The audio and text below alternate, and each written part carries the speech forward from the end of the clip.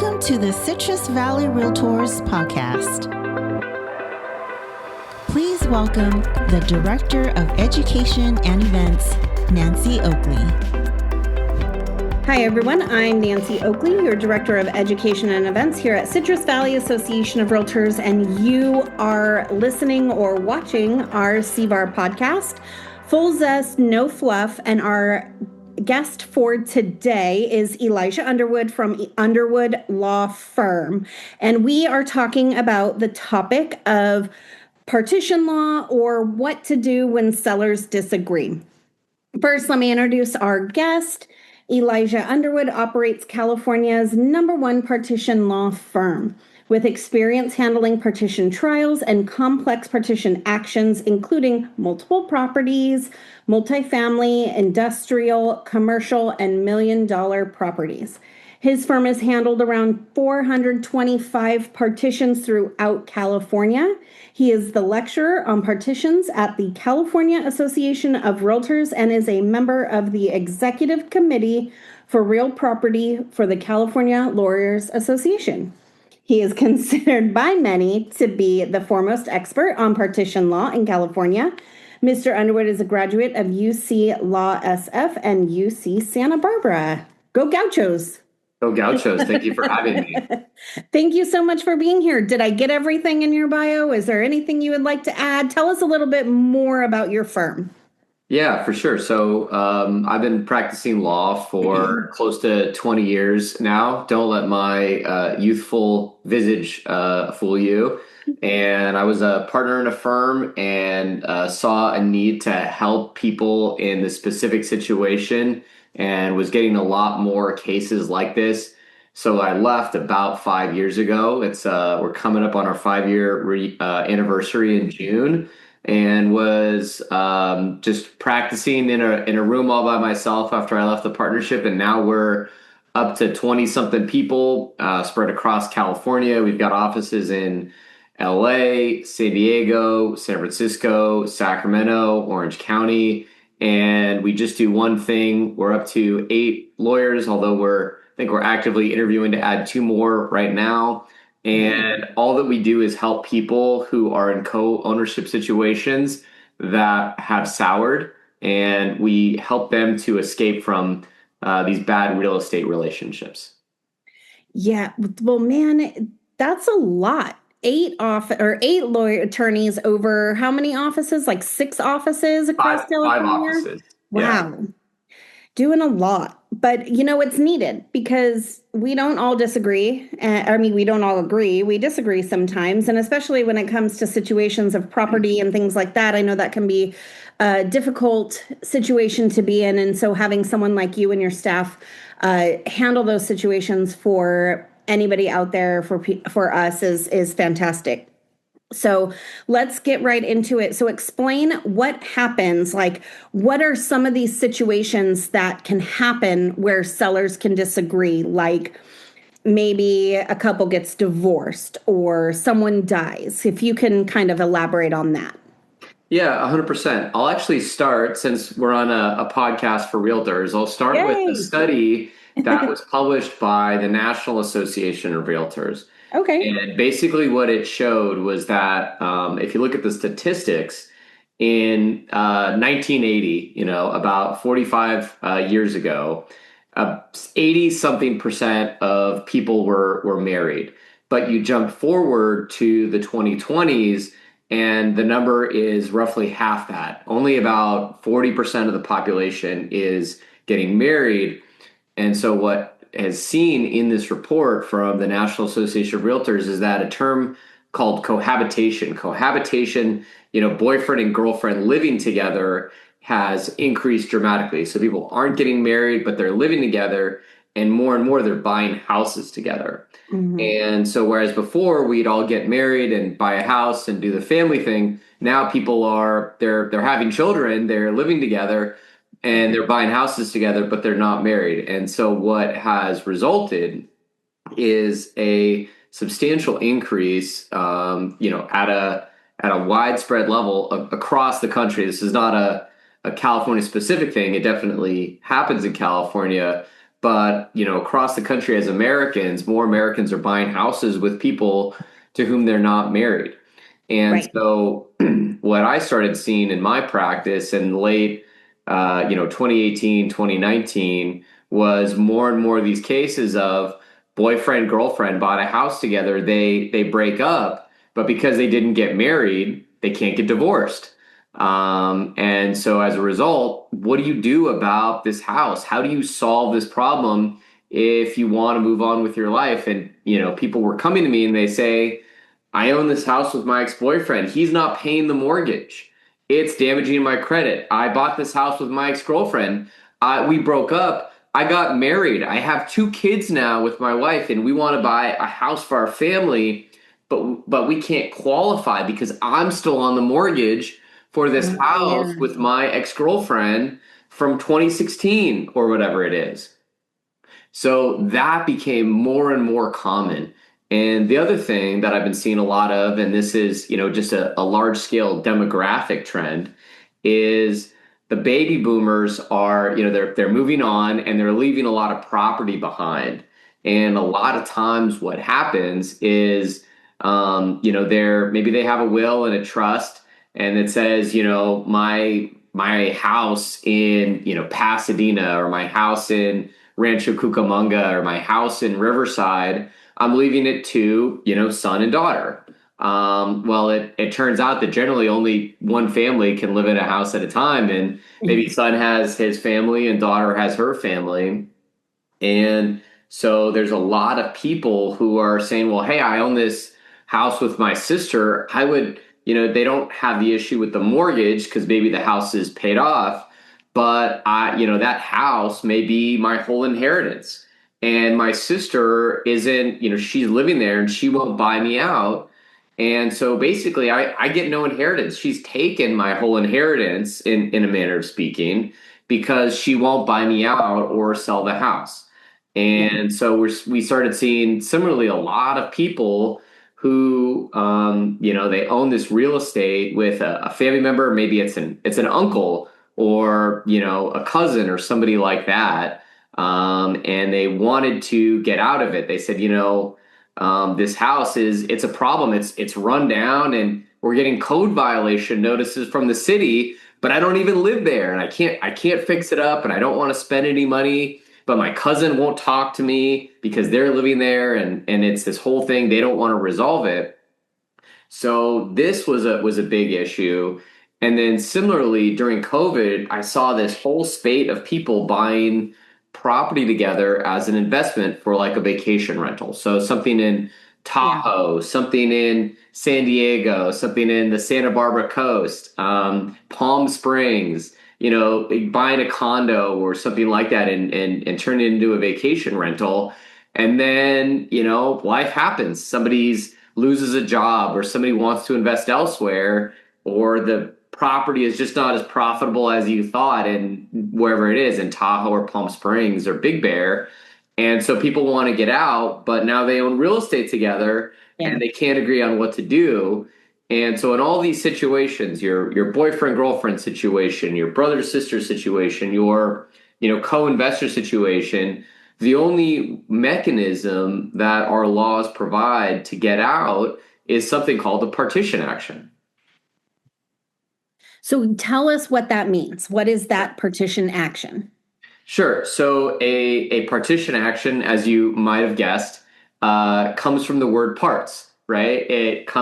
Basically back in England, if you inherited a house with or a farm with your brother, you could go to the local judge and say, hey, listen, judge, I own this 80 acres with my brother, give him the south 40 acres, give me the north 40 or vice versa. I don't care.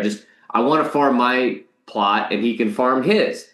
Well, in California in 2026, most of us don't live on farms, right? We live in single family detached ranch style houses and subdivisions. So a judge is not going to physically divide that house in half. But what they will do is they can sell the entire house and divide the equity into parts, right? So you take the equity and each person gets a different part of the equity. The equity is divided between the parties into parts or partitioned. And so a partition process, it's a legal process where somebody goes to court and you file a lawsuit. And the lawsuit is very simple.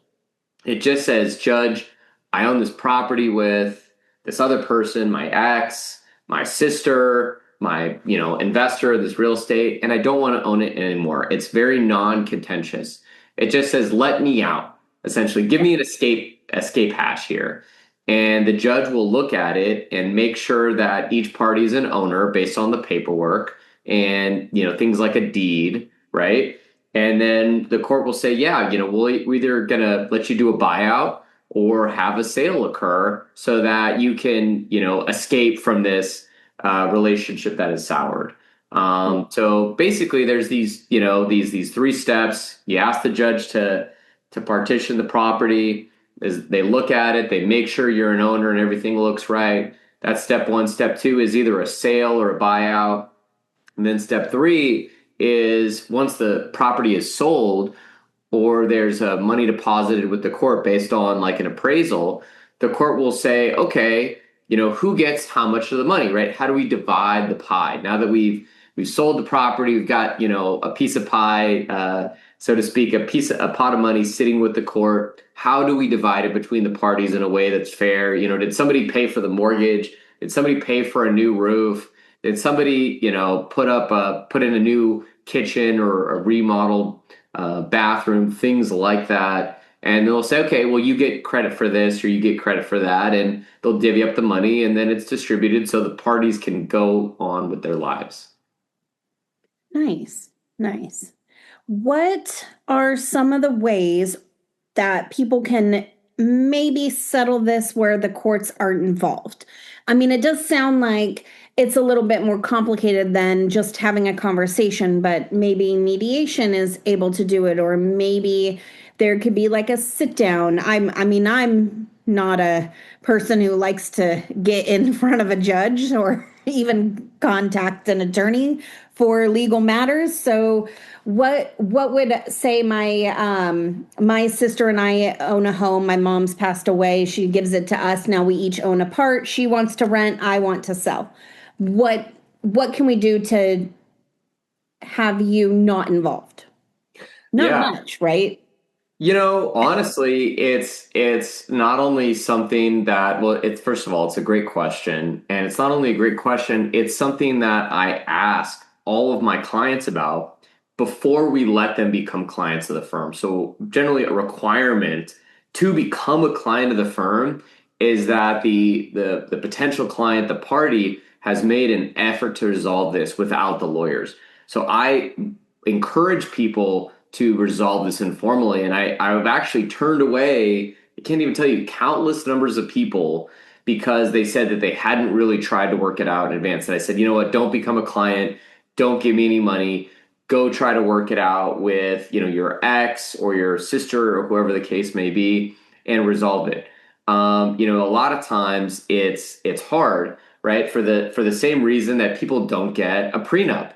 Right? If you talk to a divorce lawyer, they would say, get a prenup, but those conversations are really hard. They're really emotional about who gets what from the property if the relationship's ours, right?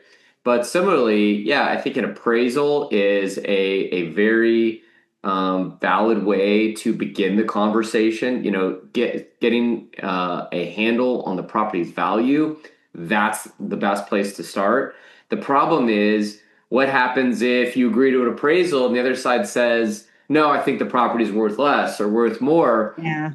For all the realtors out there who have ever done a consultation with a client thinking about selling, a lot of people are convinced that their property is, invaluable. It's worth millions. And then whatever house they want to put an offer on, well, that house is worthless and it's overpriced. Right. So this fundamental issue of valuation comes up time and again. And then, the issue of affordability.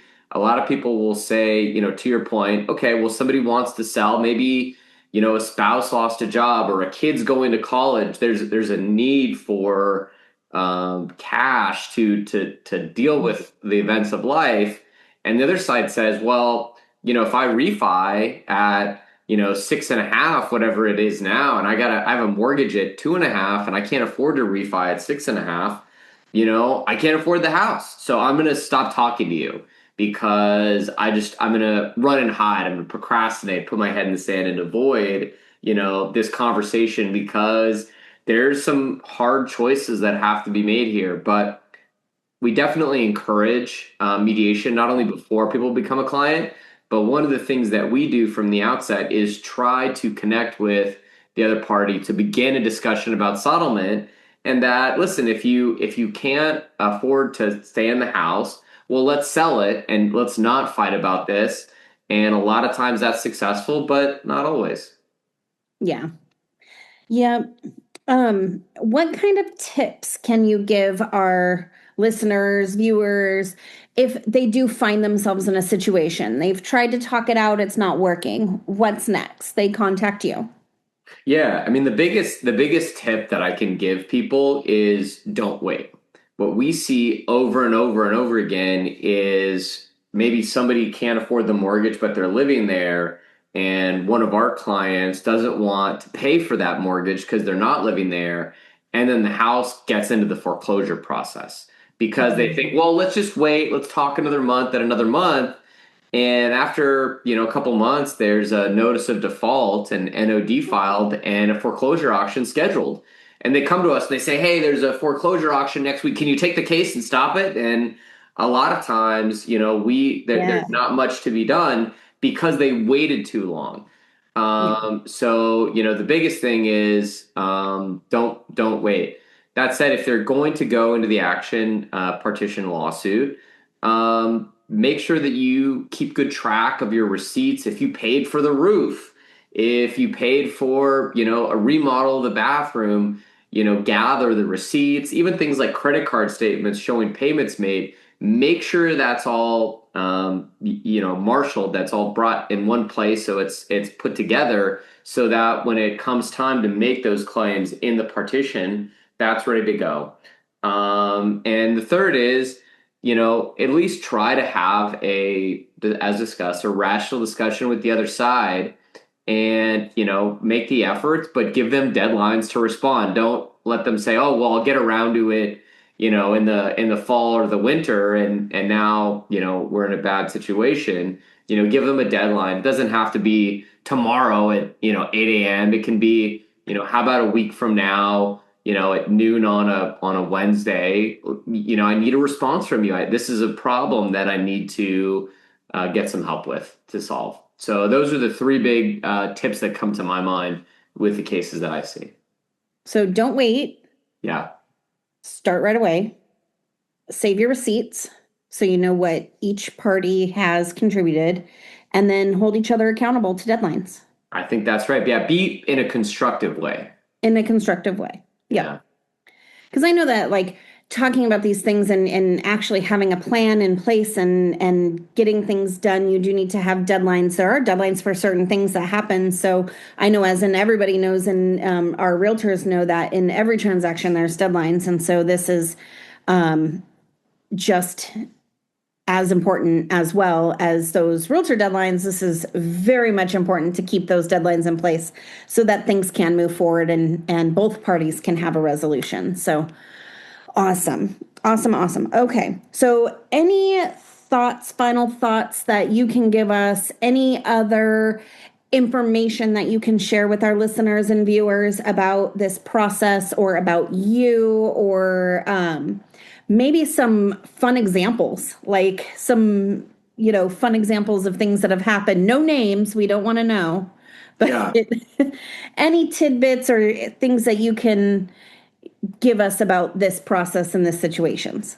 Yeah. So if I was to try to give you some examples right now or some info, I would probably do a bad job. But we have a website that has tons of information on different real estate topics, more information about partition. So you could read, more than to your heart's content. It's just underwood.law. And our blog has hundreds and hundreds of articles all about partition and other things real estate related. And that's probably the best thing I can share with you today. If you're looking for information, there's just a wealth of it there. Probably the biggest blog on the internet on partitions. So that's the best place to go to really get any information on any specific topic that you need. Yeah. So underwood.law is your website. And is there any other contact information you would like to share? Underwood.law is the best way to reach us. We are handling a ton of cases in the Inland Empire. I actually started my practice in 2009 in Riverside, California. So I'm super familiar with, the whole IE, but we've got an LA office now and an Orange County office, and we're constantly litigating, throughout Southern California. But all of our phone numbers are there. So that's probably the best place to go to get started. So underwood.law. That's it. Great. Okay. Well, thank you so much for being on our podcast today. It does quite open my eyes to how the process works, something that I was not familiar with. But I do want to thank you so much for being here on our podcast. And if any of our listeners or viewers want to contact Eli Underwood, please go ahead and visit underwood.law for his contact information. If you have a situation that you need his help with or want more information about the process, you can always contact him. So Elijah, thank you so much for being here and being part of our podcast. We really, really appreciate your time and your information, and hopefully it helps one of our members along the way. So thank you so much for having me. Thank you. You've been listening to the Citrus Valley of Realtors Focus on the Art podcast. For more information on upcoming events and education, please visit our website at cvar.net. That's cvar.net.